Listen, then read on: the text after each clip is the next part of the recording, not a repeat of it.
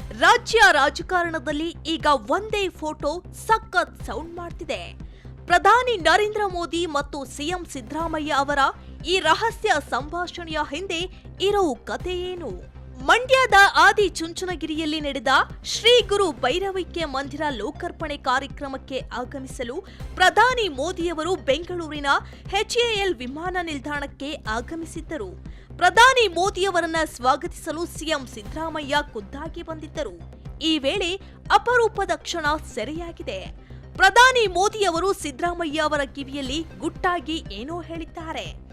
ಸಿದ್ದರಾಮಯ್ಯ ಅವರು ಕೂಡ ಅಷ್ಟೇ ಗಂಭೀರವಾಗಿ ಅದನ್ನ ಆಲಿಸಿದ್ದಾರೆ.